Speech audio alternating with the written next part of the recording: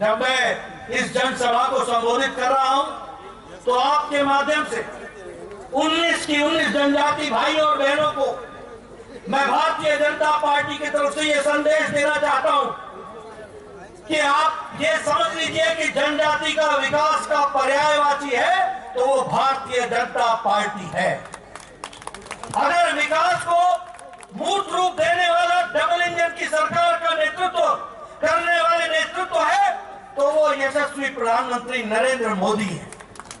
और उसी तरीके से यहां पर आपको डबल इंजन सरकार की प्रसाद को आप तक पहुंचाने का काम अगर कोई कर रहा है तो मानिक शाह, राजीव भट्टाचार्य, जिष्णुदेव, विप्लव देव और ये तमाम मंच पर बैठे हुए लोग आप तक उसको पहुंचाने का काम कर रहे हैं। इस बात को भी हमको ध्यान में रखना चाहिए। इसलिए इस धूप में आपका ज्यादा समय न लेता हुआ मैं समझ सकता हूं कि आप कितने कष्ट में हैं। मैं ये भी समझ सकता हूं कि आदमी तो छोड़ो, कैमरे को भी छाया दिखाया जा रहा है, उसके ऊपर भी तौलिया रखा जा रहा है। मैं गर्मी और धूप समझ सकता हूं, मैं पत्रकार भाइयों की भी तकलीफ समझ सकता हूं, इसलिए आपका ज्यादा समय नहीं लूंगा। लेकिन यह निवेदन करने जरूर आया हूं कि भारतीय जनता पार्टी सही मायने में आपकी चिंता करने वाली पार्टी है। भारतीय जनता पार्टी सही मायने में आपको मुख्य धारा में शामिल करने वाली पार्टी है।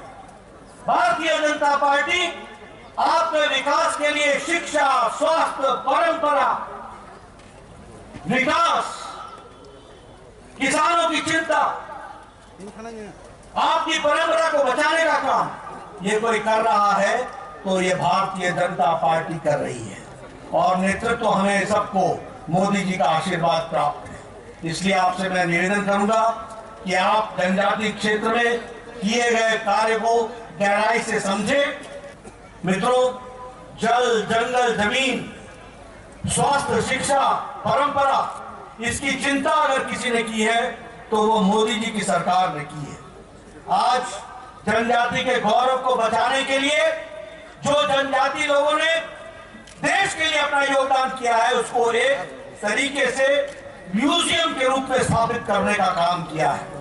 काशी गारो आंदोलन, बीजू आंदोलन, कौल आंदोलन, मणिपुर आंदोलन, दुर्गावती आंदोलन और रानी कमलावती का जो सैक्रिफाइस था, उनका जो योगदान था, इस पर म्यूजियम बना करके इसको भी काम में लाने का काम किया तो वो हमारी सरकार ने किया।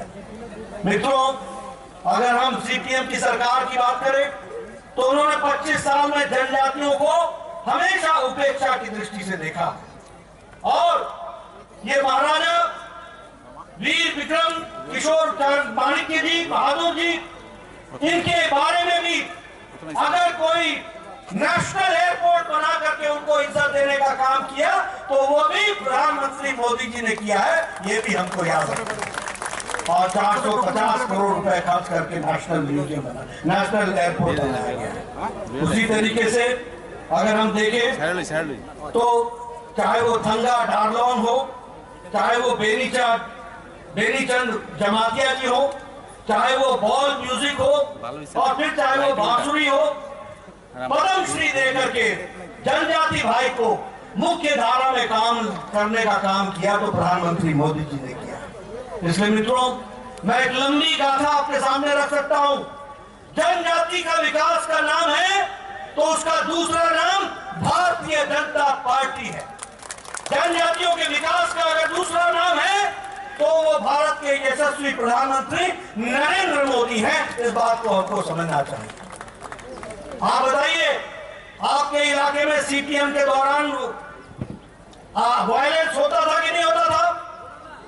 अत्याचार होता था कि नहीं होता था? बताइए, अत्याचार होता था कि नहीं होता था? कानून व्यवस्था धत्ता दिखाया जाता था कि नहीं दिखाया जाता था? आज आपको शांति से जीने का अधिकार मिला कि नहीं मिला? आप बताइए, विप्लव देव ने आपका विकास किया कि नहीं किया? आप बताइए, मानिक साहब का विकास कर रहे हैं कि नहीं कर रहे हैं?